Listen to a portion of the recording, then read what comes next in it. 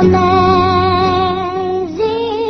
grace, how sweet the sound that saved a wretch like me.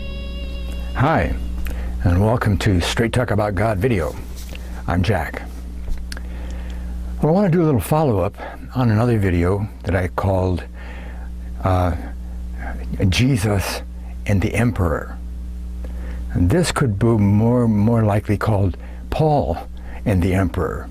And some of the material that I covered in the other video is in here, but I've got some more details that I want to fill out about the royal family of Britain, specifically the Wales, which was called Siluria. Back in Paul's time, it was called Siluria. So it's either Siluria or Wales or Britain, or sometimes I even throw England in there. Just, you know. What we want to talk about is who Paul was, and what was Romans all about. Actually, this came from a study, a class study that we did on the book of Romans, and it outlined Paul initially to find out who he was, who his family was, where he went, all that. Okay. So in Romans, he says, I'm going to go to Spain, but on the way there, I'd like to stop off and spend some time with you. Okay, well, that's reasonable, you know. He hadn't been to Rome, you know, we'll find that out. Why did he want to visit Rome?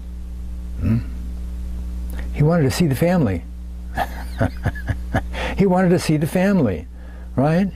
There were 3 generations of his relatives there, you know, by law, relatives by law, and by birth. Okay. Let's see, the history. Okay, well, when he wrote Romans, we'll find out when he wrote Romans, he was at Corinth, okay?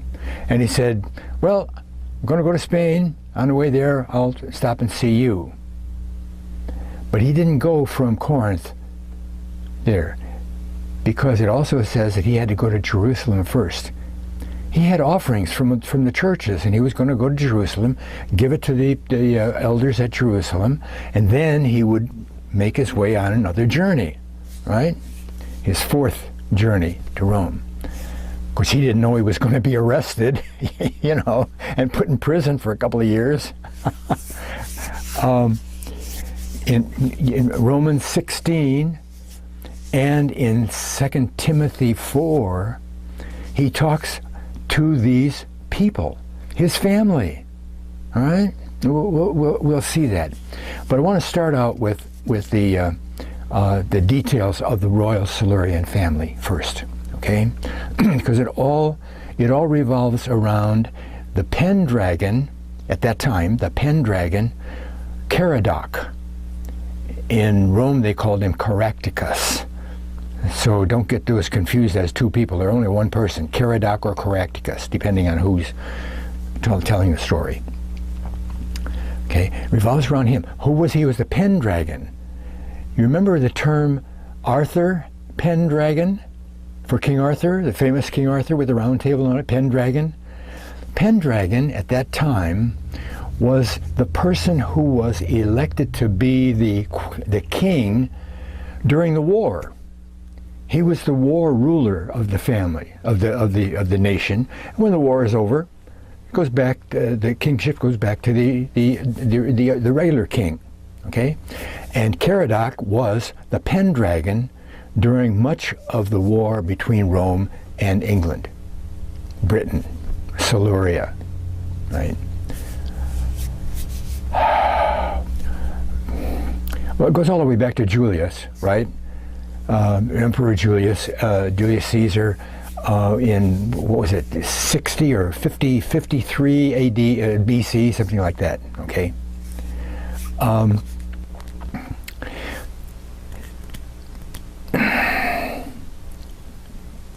The king at the time, one of the kings named Guiderius, was died, or I think he was killed in battle. I can't remember which it is, but he's gone, and Arviragus takes over. His brother takes over. He's the kingship. But Caradoc is appointed as the Pendragon, and nobody can beat him.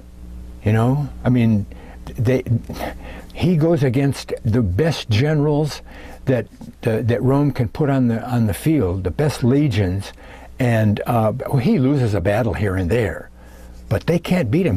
He beats them terribly. Okay. Now, while all this is going on, the emperor, Roman emperor, appoints a guy named Aulus Claudius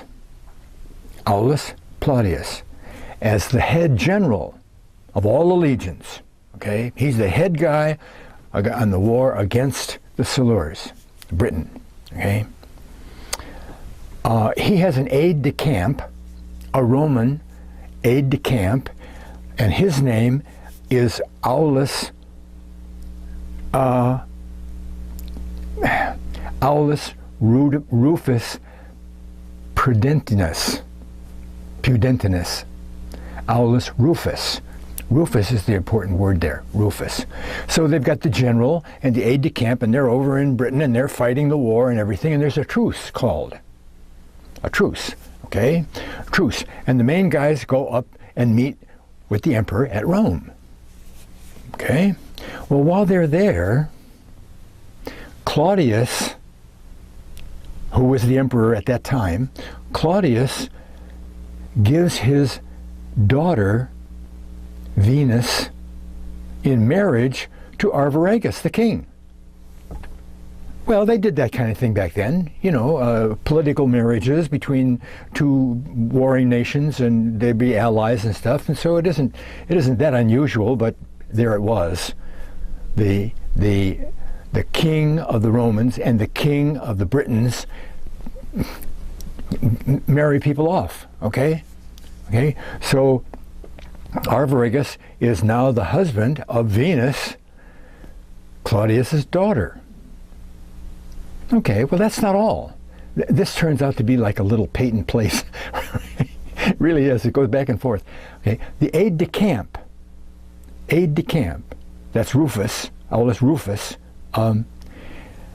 Later on, no, not Rufus. We'll get to Rufus in a minute. But Aulus Claudius, the head general, okay, not the king, Arviragus, but the head general of Rome, Aulus Claudius, he marries Caradoc, the Pendragon, the head general of the Britons.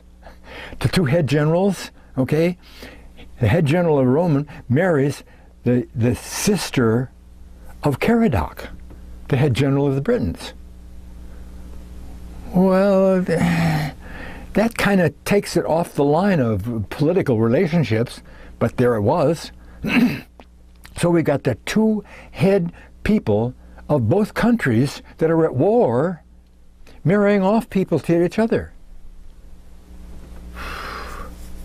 Okay, we're going to skip now. We have to take a look at. Can I take that in the book? Yeah, let's go to the book now. Okay, the book. First of all, this is Illustrated Bible Dictionary. Says here about Paul and Romans. Authorship and date. There can be no doubt that Romans is an exposition of the content of the gospel by the strongest thinker in the early church, the Apostle Paul. The epistle bears Paul's name as author. Verse 1, chapter 1, Paul. Throughout, it reflects Paul's deep involvement in the gospel. Paul most likely wrote the epistle during his third journey as he finalized plans to visit Rome. And you find that in Acts 21, Acts 19, verse 21. His 3-month stay at Corinth, probably in the spring of AD 56 or 57, which probably is not a good date, would have provided extended, uninterrupted time needed to compose such a reasoned commentary on the Christian faith. Now, we're going to get to some of this other stuff about dates. There are at least 15 different historians, okay, including the father of church history, Bede, who say that Paul went to Rome in 56 AD. Well, that puts a bug in the ointment, because if he goes there in 56, it's after he's imprisoned. Okay, remember, he goes from Corinth to Jerusalem with the offerings, and he gets in trouble down there preaching, and the head Jews and the Pharisees and the Sadducees want to throw him in jail and kill him, right? And he's saved from death by the Roman centurion, and he's in prison for 12 years, or 2 years. 2 years. So if he goes to Rome in 56, then he has to be at least in prison in 54. So he can't go straight from Corinth in 56 to, so somebody made a mistake here. Okay, there's maybe 2.5 years before he goes in 56, because we're going to take 56 instead of what it says here. Okay, here's a little bit more. The Apostle Paul's first known connection with Rome was when he met Aquila and Priscilla at Corinth, Acts 18:2. They had left Rome when Claudius expelled all the Jews from the city. Oh, see, Claudius made a decree that if you are a Christian, you die. If you are a Jew, you die. You see, because your first allegiance is to God, not the Caesar emperor. See, so you're a Christian, you die. That's really important, okay? We'll get to that. This is like a movie. Yeah, it's a movie. They had left Rome. Some few years after meeting Aquila and Priscilla, Paul decided that he, quote, must also see Rome. Acts 19:21, as I said before. When he wrote his letter to the Christians at Rome, his plan was to visit friends in the city on his way to Spain. He says he's going to Spain, Romans 15:24. Okay? Bible Dictionary. Okay?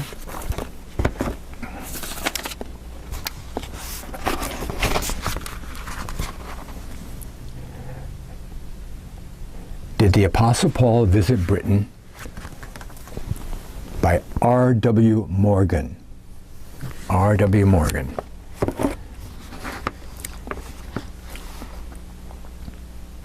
A strong Christian church, celebrated for its zeal and fidelity, existed in Rome before the visit of St. Paul or any other apostles to it. We know from many passages in the Epistle of Romans itself that at the time of its composition and dispatch, St. Paul had not yet been to Rome. Okay? Amongst the members of the church, however, were some not only of the most intimate fellow laborers and friends, but relatives of the apostle. Some of the latter relatives, such as Andronicus and Junia, had been converted before him. Herodian is mentioned as another kinsman in connection with Rufus Pudens. Oh, who is Rufus Pudens? That's the aide-de-camp of the head general Aulus Claudius.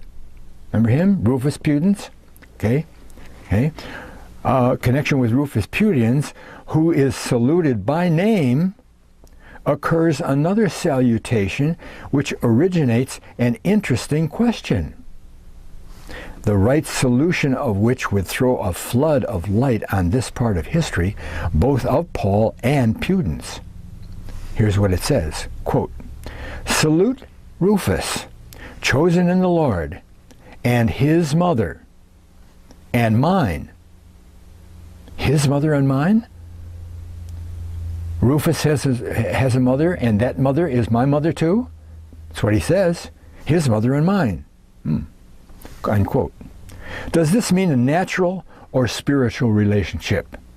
Oh, well, he converted Rufus, and no. We are inclined to believe the former. That's a natural relationship. A spiritual leader, father or mother, is, in the gospel phraseology, a person who converts another to Christ. You see, he didn't convert Rufus. Rufus was already converted when he first met him in 56 or whatever it was. St. Paul's conversion was effected by Christ himself, by a direct miracle. With respect to him, the terms could not be applied to any human being. Was then the mother of Rufus the mother of also Paul?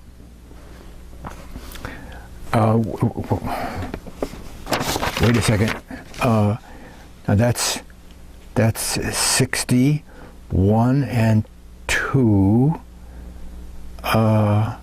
That's 50, 51, 2, okay, 61 and 2, right, okay.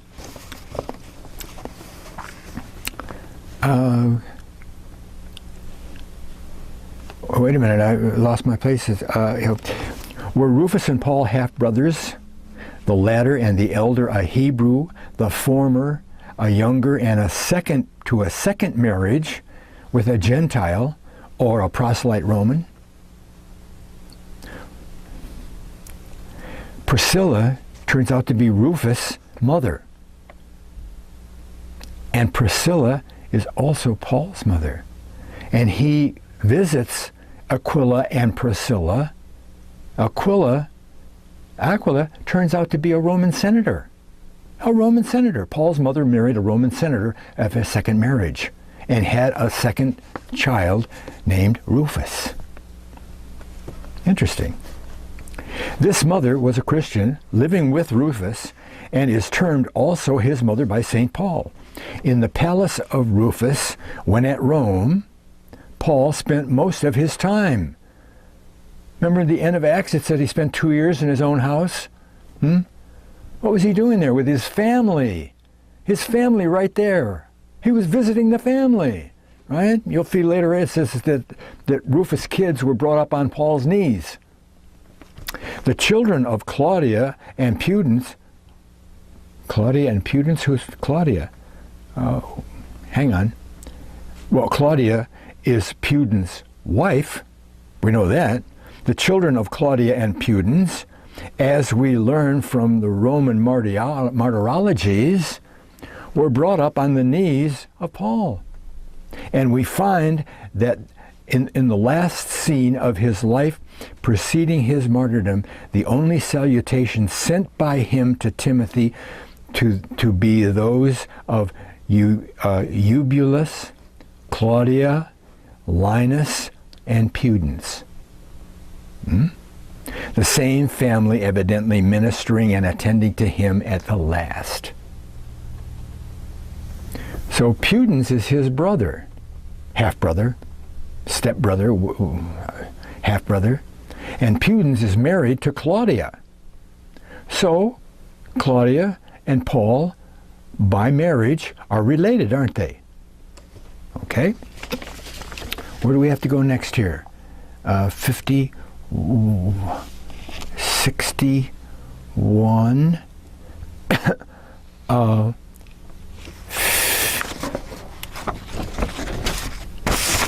50. Okay, now here's all about the family. Okay, the Silurian family, Caradoc, the Pendragon, all that. Okay. In the autumn of AD 52, that's 4 years before Paul shows up in Rome, at 56. The battle which terminated the career of Caradoc in the field, fought close to the confines in Shropshire. A Roman victory was complete. He lost that battle. The wife of Caradoc and his daughter Gladys, let me remind you, you're going to wind up with a lot of Gladys in here. Different people call Gladys. It means princess, okay? Princess. His daughter Gladys fell into the hands of the conquerors and were conveyed to Wrekin.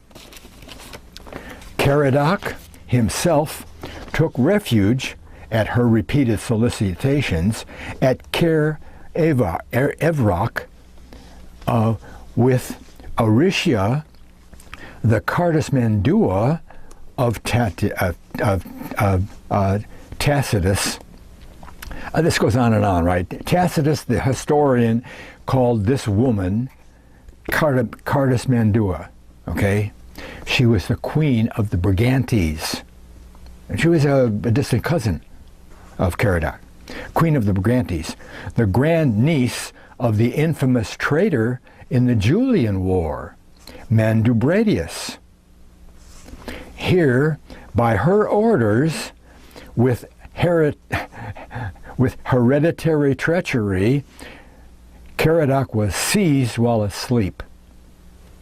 Got him like they did Samson, while he was in her palace, loaded with fetters and delivered to Austronius Scapula. Treachery. Oh, you can hide out here. Yeah. And when he's asleep, she calls the enemy. Okay. The British triads commemorate this captivity of the Royal Silurian family in their quaint fashion. Quote, there were 3 royal families that were conducted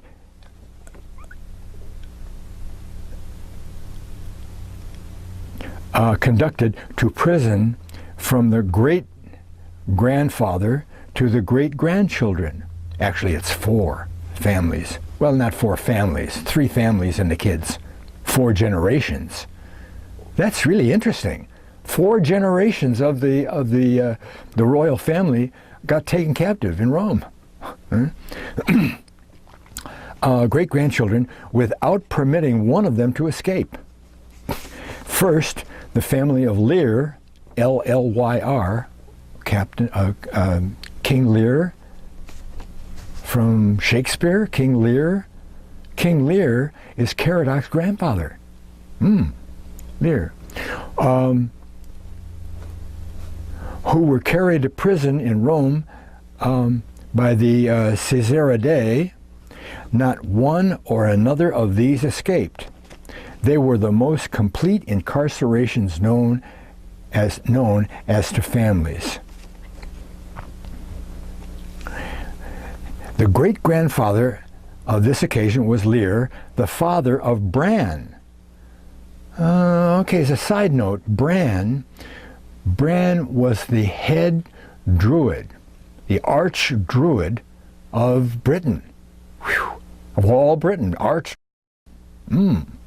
he became the king, arch-druid king of the Silurian, the Britain. Whoa! But he converted. He converted to Christianity. And if you kind of read the history of that time, you say, well, Druidism, the national religion, so to speak, just kind of melted off in the distance. And Christianity just kind of melted in. How did that happen? Because Druidism was based in Israelite religious practices, with paganism thrown in, okay? But it was so close to Israelite religion that Christianity, being the same as Israelite religion, they just melded together and just made into one, okay? But Bran was also taken hostage. He's the father of Caradoc. Whoa, okay? And Caradoc, obviously he's taken, and his wife and daughter, they're taken already. And the rest of his kids, he has 5 kids, the other 4 kids are taken captive too. 4 generations of the family are taken captive to Rome. Whew. That's really too bad, because the Romans always, always had a lot of fun with their conquered champions and then killed them. Pulled them apart in the street with the horses, or fed them to the lions, or they always killed them. But they didn't this time. Okay? Bran voluntarily surrendered himself as a hostage. The approach and the arrival of Caradoc at Rome are finally described by the ancient historians. Okay? This isn't made up by anybody, okay? Since the days of Hannibal, the only foe worthy of Roman arms entered the eternal city amidst the excitement of 3 millions of inhabitants, who blocked up the line of procession to obtain a view of the formidable and illustrious captive. They knew what they were going to do to him, boy. Again, later on it says 14 different battles in the field. He beat the shillelagh out of those Romans, all right? Everybody in Rome knew who Caradoc was, okay? The Senate was convened. The trial and speech of Caradoc are familiar to every schoolboy. As a Briton, he says that, okay? He's a national hero in Britain, national hero, okay? With an unaltered countenance, the hero of 40, not 15, 40 pitched fields, great in arms, greater in chains, took his position before the tribunal of the emperor and delivered himself. And here's the speech that he gave. Saved his life. The only one in history saved his life. Quote, "Had my government in Britain been directed solely with the view of the preservation of my hereditary domains, or the aggrandizement of my own family, I might long have since entered this city as an ally, not a prisoner." Let me stop here and go aside one more time. At one time, the kids, you'll have to look this up for details, the kids of Caradoc and other British royalty were sent to Rome for education. And some of the kids of Caradoc were educated under Augustus Caesar. That's one of the reasons why they went to Rome in a truce, you know? I might long since have entered the city as an ally, not a prisoner. Nor would you have disdained a friend, as a friend, a king descended from illustrious ancestors, and the dictator of many nations. My present condition, stripped of its former majesty, is as adverse to myself as it is a cause of triumph to you. What then? I was lord of men, horses, arms, wealth. What wonder if at your dictation I refused to resign them? Does it follow that because the Romans aspire to universal domination, that every nation is to accept the vassalage that they would impose? I am now in your power, betrayed, not conquered. Had I, like others, yielded without resistance, where would have been the name Caradoc? Where would your glory? Oblivion would have buried both in the same tomb. Bid me live, I shall survive forever in history one example, at least, of Roman clemency.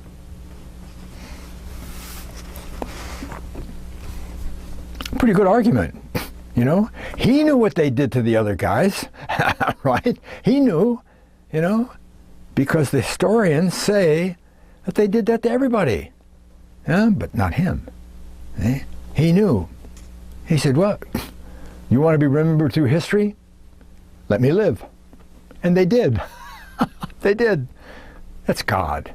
All right, that's God. Okay. The life of Caradoc was spared on condition, oh, heavy conditions, that he never bear arms again against Rome. A residence of 7 years in free custody at Rome was imposed upon him. He had to live in Rome for 7 years before he went back home and do whatever he did there. Okay? His father Bran was accepted as one of the hostages, and he was allowed full enjoyment of the revenues of the Royal Silurian domain, forwarded to him by his subjects and council. So he's in house arrest, travel anywhere you want, just stay in Rome, house arrest for 7 years, and he still gets all the stuff, right? He set up a palace in Rome, and it wasn't that far away from the palace of the emperor, okay? Now this is Claudius going on now, okay? Okay, council. Gladys, his daughter, Caradoc's daughter Gladys, Princess Gladys, was adopted by the Emperor Claudius. Remember, he's the guy who gave his daughter Venus to the king of the Silurs. Now he adopts Caradoc's daughter, and she assumed, Emperor Claudius, and she assumed, of course, his family name, Claudia. Oh, Claudia, remember who Claudia is?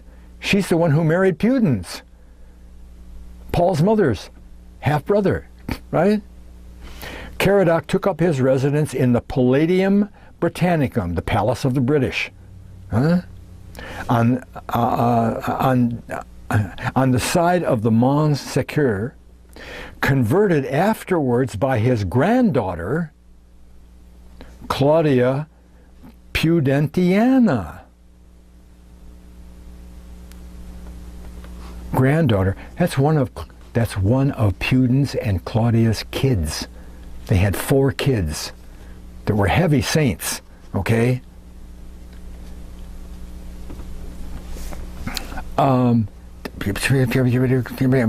Into the first, Caradoc was converted into the first church at Rome, known first as the Titulus, and now as Saint Pudentiana, after the granddaughter's name, okay?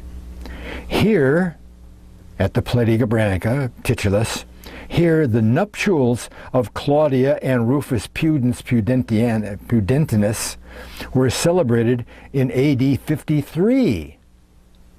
53. If Paul gets there in 56, they have 3 years to have kids. 3 years. They got to have at least 2 of them by the time he gets there, and they dandle on his knees, right? It's his family, right? 4 children were the issue of this marriage: Saint Timotheus, Saint Novatus, Saint Prudentiana, and Saint Praxedes. Of the sons of Caradoc, 4 of them, Silenus and Sinon returned to Britain. The former, Silenus, succeeding on his death to the Silurian throne. On Caradoc's death, I guess. He became the king. Okay? The second, Lelin, or Linus, that's in the Bible, Linus, remained with his father and was as we shall see subsequently, consecrated by St. Paul as the first bishop of the Roman Church.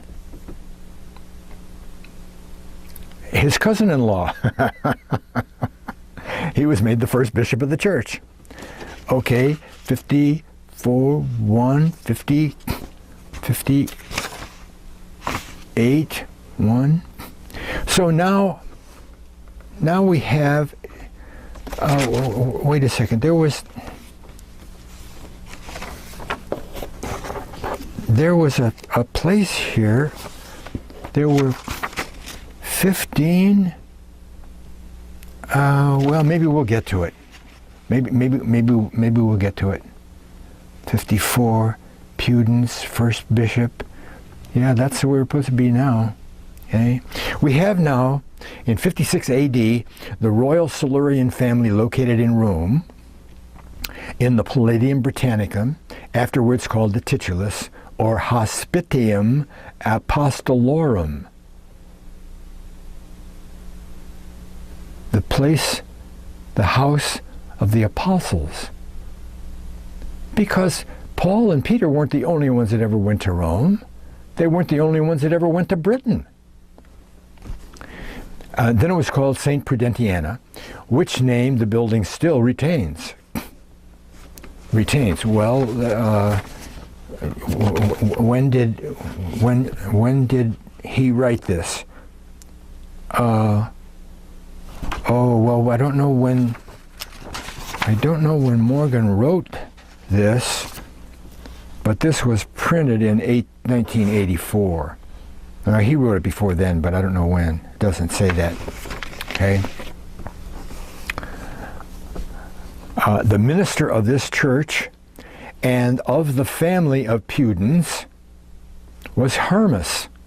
Hermas, mentioned by St. Paul, surnamed for his work bearing the title of pastor.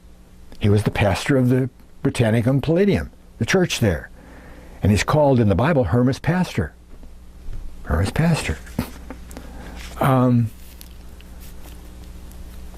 Baronius, gee, where is that? Where was that place there with all the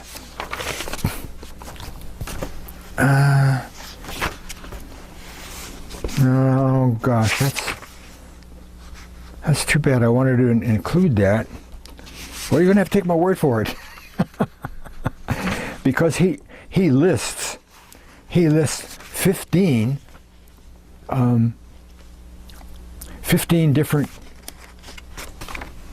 historians. Oh, it was in this. It was in the footnote on the first page. Jerome states that St. Paul sent to Rome in the second year of Nero, AD 56, in which date agree Bede, and then he lists 15 other historians, 56. See, so the dictionary said he was there in 56, but it doesn't say anything about all the time he spent in Corinth and then in Jerusalem. He was in there for 2 years, right? More than 2 years, actually. Okay, because he traveled from Corinth down to Jerusalem. That didn't take him a day or two. Okay, he spent some time in Jerusalem, maybe a week or two, maybe the most, and he was put in prison, right? And then they were going to kill him, so the centurion sent him up to Felix, and Felix was looking for a reward, see? So he was going to keep him right there. Well, he wound up after 2 years there, right? And he appealed, at the end of that 2 years, he appealed to King Agrippa in Judea, and he appealed to Caesar. And as a Roman citizen, boom, he goes. Okay, well, he's 2 years there, and then he has this bad trip where they're going north and south and the wind is blowing and they get shipwrecked and they're on the shore in Malta and the snake grabs him and all that. That was more than a week or two, and they spent the rest of the winter there before they went to Rome. It was at least 2.5 years before he went to Rome after Corinth. So 56 can't be right. Okay. Roman British family. Kids were in Rome. Agrippa, Pudens. Okay. Oh, by the way, Rufus Pudens is a senator. Huh? He's a senator. And all of this stuff happens. All of this stuff with Paul there and everything. And the church. First, Aquila and Priscilla, Paul's mother, they presided over the Jewish Messianic Christian church in Rome.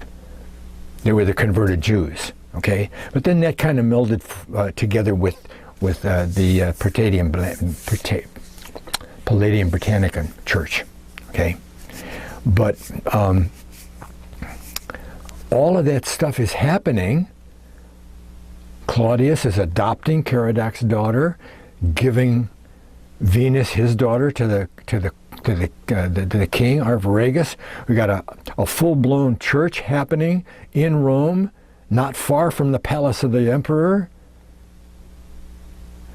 At the same time that the decree that everybody who's a Christian should die. Who else but God can make all that stuff fit together like that, huh? Especially when Roman history points out all of the people that were killed, by him.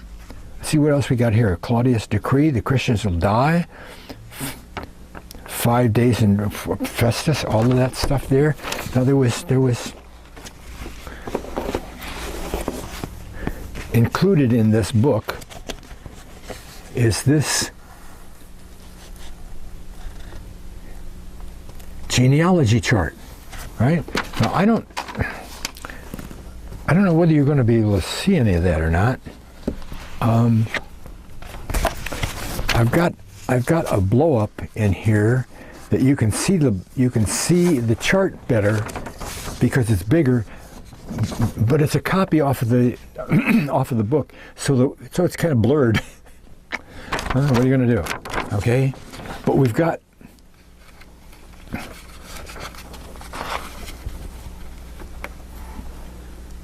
Where's Lear? Here. There's Lear, King Lear, father of King Bran, who is the father of this guy and Caradoc. Okay? This guy here, what's his name again?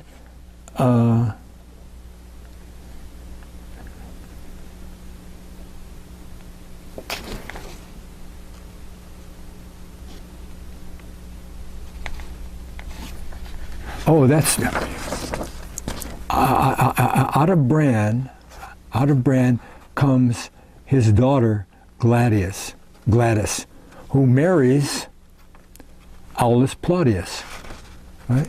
Aulus Plautius. The other guy is Caradoc, and here's his 5 kids, okay? And Claudia listed first, and under Claudia, she's the one that's adopted, okay, right? See, Claudia marries this guy here,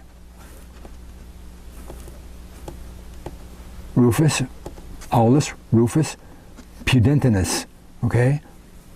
And they have their kids down here. There's their 4 kids, okay? Where did Rufus come from? Claudia marries Rufus. Rufus came from Aquila, and Priscilla, right? So there's Claudia. Here's Linus, okay?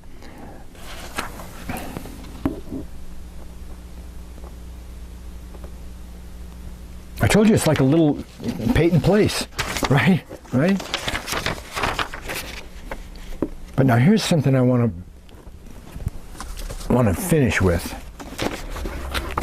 And that's what the title says, doesn't it? The title of this says Paul and Acts 29. Acts 29. You look in your Bible, you're not going to find Acts 29. It's not in the Bible. It wasn't discovered. until late 1700s. Oh, well, it's a forgery. Oh, it can't be a forgery because it's supernaturally. In another video, I pointed out that supernatural events are what change people's minds. Not if I say this is true, but if I say, look here, and I make fire come out of my hand and say, see there? And blow it out. You're more apt to listen to me. You see? And Paul used a supernatural event to found his preaching about Jesus and faith, and supernatural event was the resurrection. Jesus used the same method to validate his message, a supernatural event like raising the dead. Oh yeah, raising the dead. Okay. Sometime there's a bit of a repeat in here, and this is from this book, but Dr. Gene Scott wrote the introduction to the book. Okay? Sometime in the late 1700s and before 1800, C.S. Sonnini, S-O-N-N-I-N-I, published his copy of Sonnini's travels in Turkey and Greece. Oh, here's this guy Sonnini, and he's traveling around, and he's, you know, like Herodotus traveled around and visited places. Okay. Interleaved in the book, interleaved was a copy of the manuscript found in the archives of Constantinople.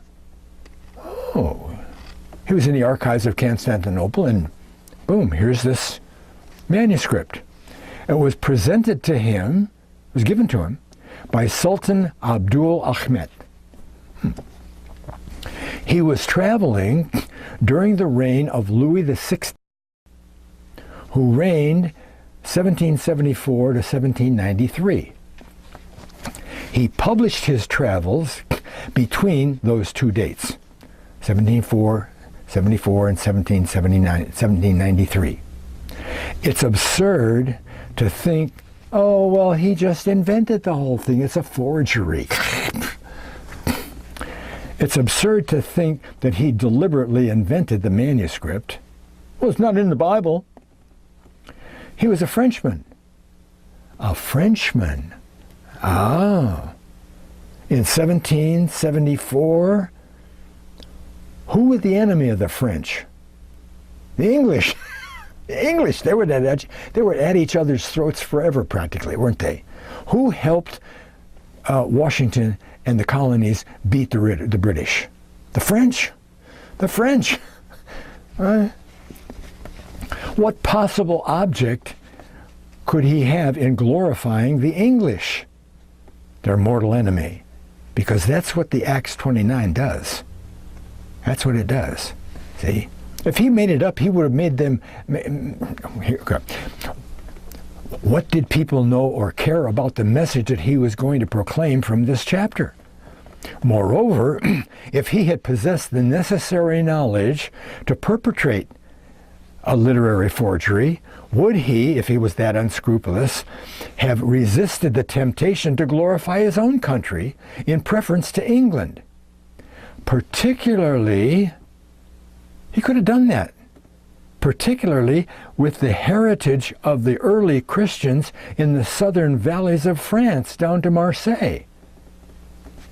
Oh. Joseph of Arimathea, with Mary Magdalene, Lazarus, and Martha, the Bethany family, and Mary, the mother of Jesus, and a few other of the apostles, disciples, left the Holy Land, landed in Marseille, made their way up north, crossed the English Channel, and got into Britain. While they were in France, the Bethany family got off board and established churches and apostatized everybody over in the south of France. So Sonini could have made up this manuscript and said, well, this happened here and that, and God, and the French would have been heroes, not the English. Right? If you believe Leviticus 26, the promise of God linked to the curse of God, that once his people entered the promised land and disobeyed him, he would punish them 7 times. 7 times 360, or 2,525 years, 20 years. In 721 BC, history records that the fall of Israel to the Assyrian king happened, and by my count, this is still Dr. Gene Scott talking, if we add 2,520 years to the hidden truth, it brings us to 1800. 1800. You have to adjust the year as you go from 1 BC to 1 AD because it's 2 years, not 1. Okay? From 721 to 1800 is 2,520 years. The 7 times punishment of lost identity was destined to end in that year. Sometime between 1774 and 1793, Sonini, traveling in the Middle East, discovered the manuscript in the archives of Constantinople. And it was published and translated into English sometime late 1799 and available at the earliest in 1800. Just when God said that they'd find out who they were. Okay? If this manuscript had been allowed to circulate, the certain declaration of God through the prophet Hosea. Have you seen any of my videos that can take in the first chapter of Hosea, where Hosea's kids are named by what's going to happen to the house of Israel when they get conquered, because they haven't been conquered quite yet? Okay? His kids would be they would be lost, scattered around Jezreel. They'd be known as not having God's mercy, Lo Ami, Lo Ruhema, and known as not as God's people, Lo Ami. The hiding and losing of these people until the appointed time would have been forfeited. Their cover would have been blown because, quote, he had long time proposed a journey thitherward and was minded to go from thence to Britain. That's what the first verse of chapter 29 says. See?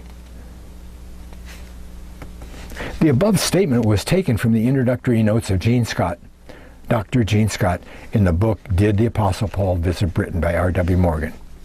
It used to be available from Dolores Press, but I'm not sure whether they still handle it or not. You might find it online. I don't know. I'm not going to read the whole chapter, just the pertinent verses, okay?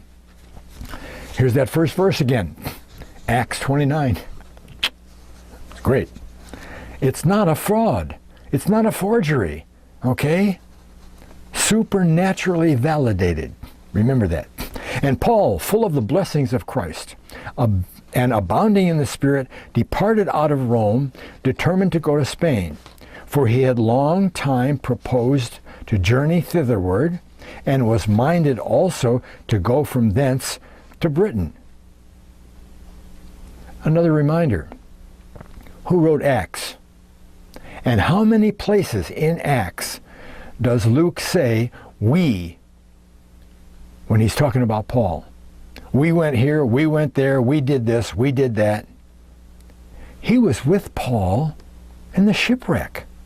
Okay? He was with Paul at Rome. He was with Paul when he went to Britain. Luke was. He wrote the Acts. Okay?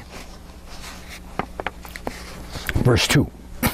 For he had heard, Paul had heard, in Phoenicia, that certain of the children of Israel, about the time of the Assyrian captivity, 7 centuries earlier, had escaped by sea to where, quote, the isles afar off. Does the isles are of the isles afar off ring any bells? Huh? Isaiah talks constantly about the isles afar off and the isles. Listen to me, O isles. And then a verse or two later he says, Israel.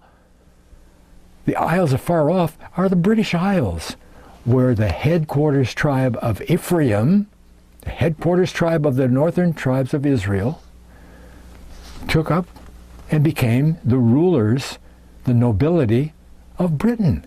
Not the king, but the nobility. Ephraim. Okay? In the files spoken of by the prophet and called by the Romans Britain.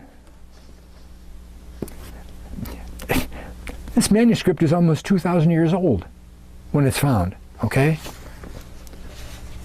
So the Romans called it Britain.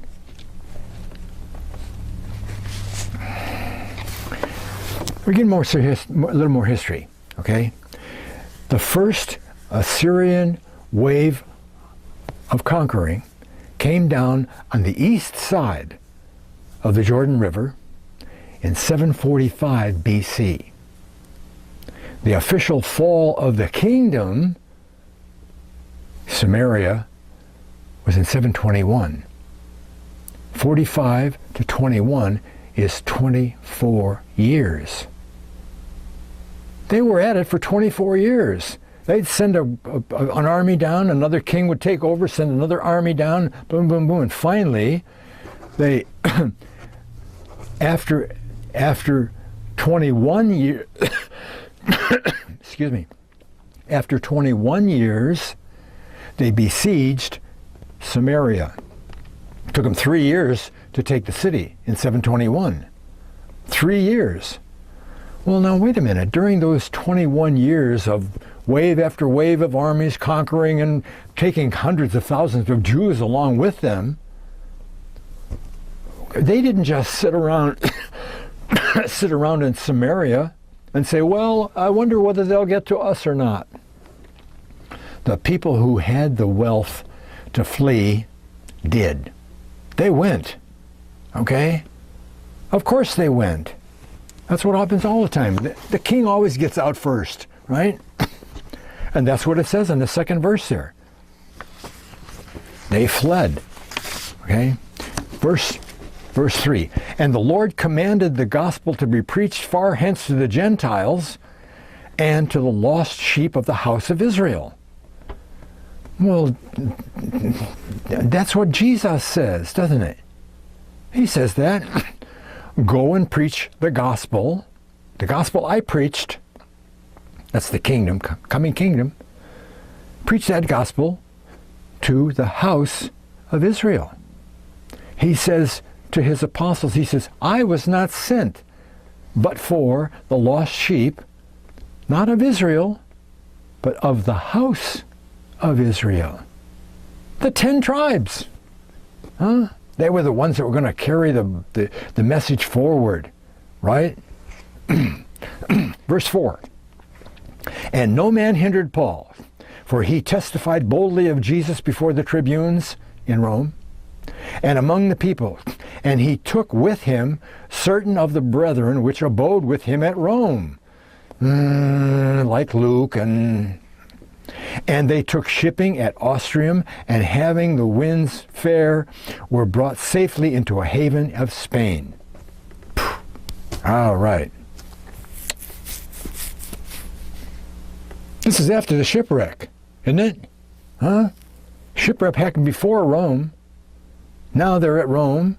Spent 2 years there with the kids on their knees and visiting the family and having been acquitted. It doesn't say in the Bible that anybody acquitted Paul, but he appealed to Caesar, and nobody could find anything wrong with him, so he was free. He did it for everybody he wanted. See? So he spent 2 years there preaching and teaching and went to Spain. Verse 5. And much people were gathered together from the towns and villages in Spain, and the hill country, for they had heard of the conversion of the apostle. Whoa. Well, that's like 4 or 5 years after his conversion on the Damascus Road, isn't it? Okay. Word about Israelites travels fast to other Israelites. These are old Israelites in Spain.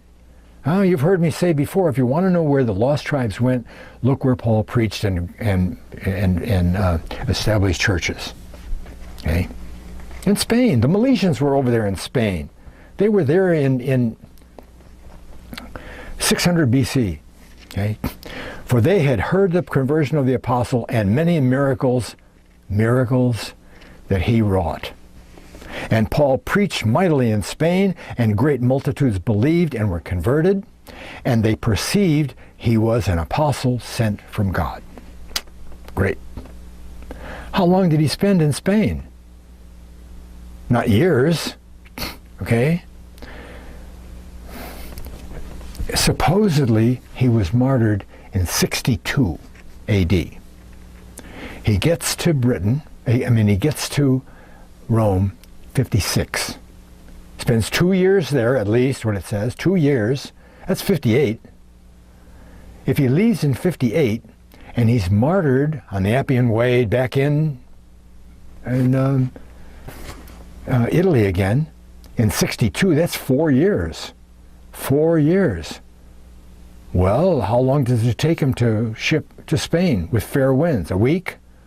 Maybe less, I don't know, a week? How long does he spend in Spain? Even if it's 3 months or 6 months, that still gives him 3.5 years to get to Britain, preach, do all his stuff, leave Britain, and come back and be martyred. Plenty of time. And they departed from Spain, and Paul and his company, finding a ship in America unto Britain, they were therein. And passing along the south coast, they reached the port of Raphinus. Parentheses. This is the Roman name for sandwich in Kent. In Saxon times, there was still standing in Sandwich an old house called, quote, the House of the Apostles. And tradition has it that Paul was one of the apostles. More than Paul visited Britain as an apostle. Okay? More than one. Verse 8. Now when it was voiced abroad that the apostle had landed on their coast, great multitudes of the inhabitants met him. And they knew who he was the way they knew Spain. Maybe even better. Because Joseph of Arimathea, Jesus' uncle, look it up on one of my videos, Jesus' uncle traveled there with his fleet of ships for the tin trade. And he brought tin back from Britain, and he had a whole fleet of ships. He was a big, high, mucky muck trading guy. He was one of the richest guys in Israel, right? He traveled to Britain all the time, and he took Jesus with him a lot of times. One time, Jesus stayed for a whole year, till Joseph came back again the next year. Built himself a little house, and one account even says that he taught some of the miners a better way to handle the lead and make ingots out of it or something like that. See? The miners, it says, were out of the tribe of Asher. There were Israelites all over England at the time. Okay.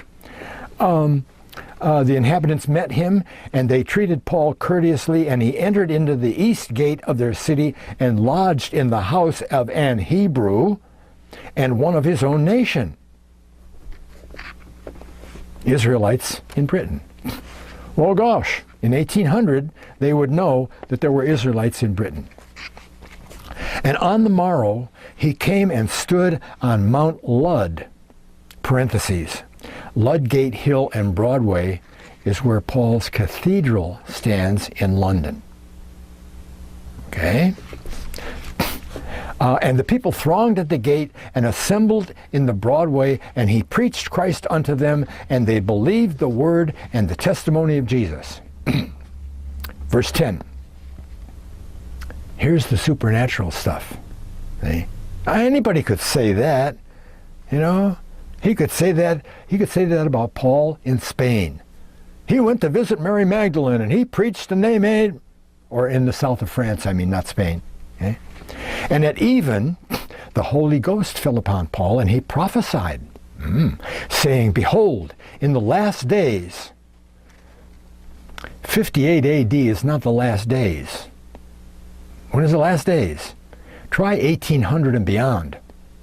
At least 1800 and beyond. Okay? In the last days, the God of peace shall dwell in the cities. What cities? The cities where he's preaching. In Britain. Shall dwell in the cities. Peace. There's going to be peace there. Rather than down in the Holy Land where there never was to be.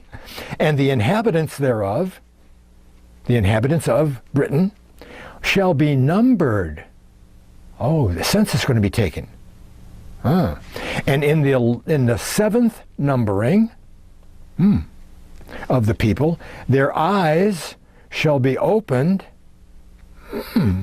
and the glory of their inheritance shine forth before them, just as irrefutable are. No, that's the parentheses.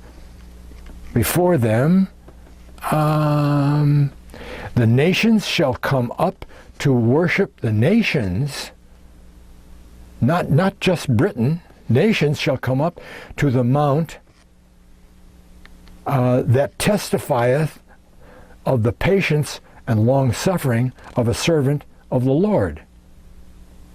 There's going to be some servant of the Lord here in Britain where pilgrimages are going to be made to this particular place, and this particular place is going to testify that somebody who was a long-suffering and a patient, long-suffering servant of God did something that was remarkable.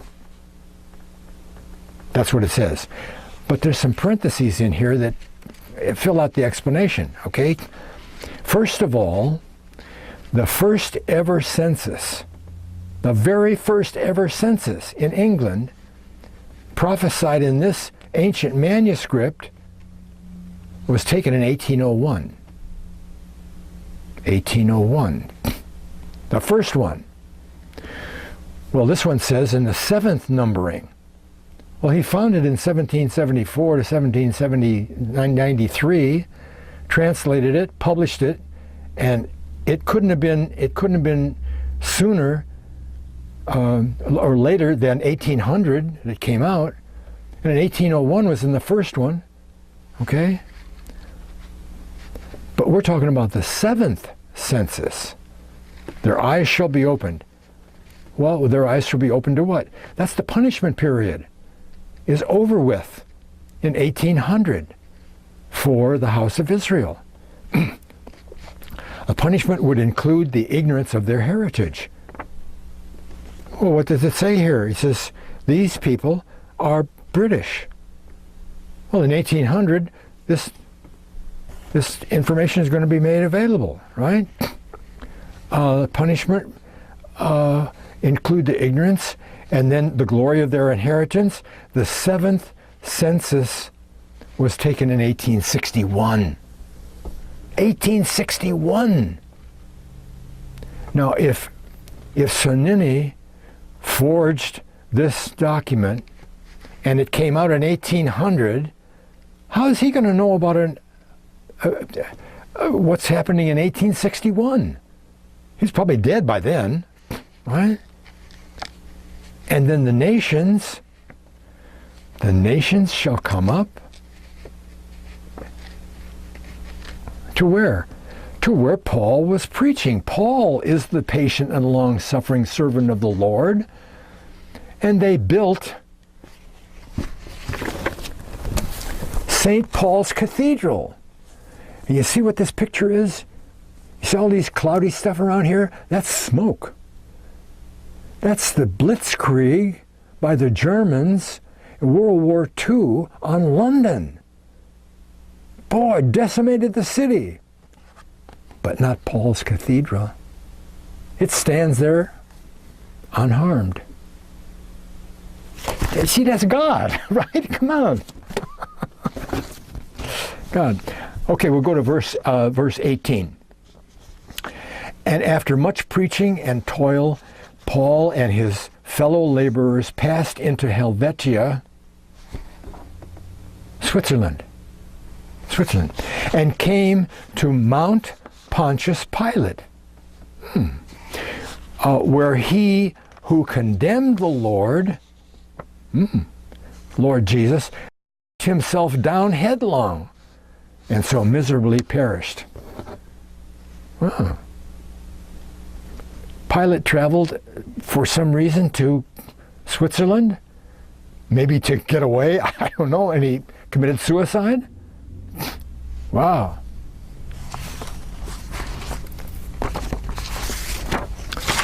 So, Paul is in Rome, 56 AD. He's said to be martyred in 62. Acts 28 says that Paul was in Rome for 2 years. And he, of course, spent time with the family for at least those 2 years. That leaves him 4 years to stop at Spain and then go on to Britain. Now, 2,520 years from 721, when the capital of Samaria fell, remember we said that before, the manuscript is discovered and the prophet's test is met. Supernatural involvement here. What's the test of a prophet? When what he says comes true. Okay, what he says comes true. Paul in 58, 59, 60 AD says, seventh numbering, you're going to know who you belong to. And it happened, because that's when the manuscript came out. If the document had been published in 1820, it could have easily counted as a fraud, you know? The first two censuses had already been taken. To clarify one point of confusion, let me acknowledge the apparent hole in the argument. The date of the 29th chapter of Acts is 61 years before the 7th census. But both events seem to be presented as the enlightening event. And while it's true that the information of England's heritage was available with the publishing of the manuscript, hard evidence, hard is underlined because it means rock, hard evidence, didn't exist until Rawlinson, you remember Behistun Rock, did his work on Behistun Rock, and the Assyrian tablets were translated. Okay?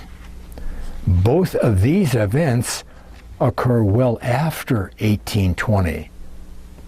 Rawlinson didn't get in there till 1840, 47, right? Okay? The information wasn't available until much later. So we need the archaeology to back up the manuscript.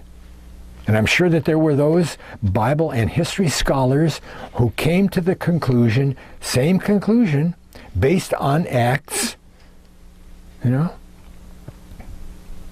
that England was part of the house of Israel. If I'm not mistaken, I'm pretty sure that Newton, he was a heavy Bible scholar. I think he did the same thing. But there was a guy named Richard Brothers in England. And when he found out that the lost tribes were in England and Ephraim was he changed his name to a Hebrew name and demanded that the king step down. He wound up in the bug house. Okay? But his actions became known as the epithet British Israelim. Oh, the identity people. Well, what happened was that the devil installed yet another roadblock on the path to God's truth. The 29th chapter of Acts is but one more piece of evidence in God's tapestries of the lost tribes. The cradle of Christianity, Britain. Not the birthplace, the cradle. I mean, the birthplace of Christianity was Israel with Jesus, and it didn't go anywhere. It didn't grow up even to toddling. Christianity didn't grow up even to toddlers until after Jesus' death, and Joseph of Arimathea arrived in Britain 37 AD. That's only 4 years later. 4 years later. And bloom.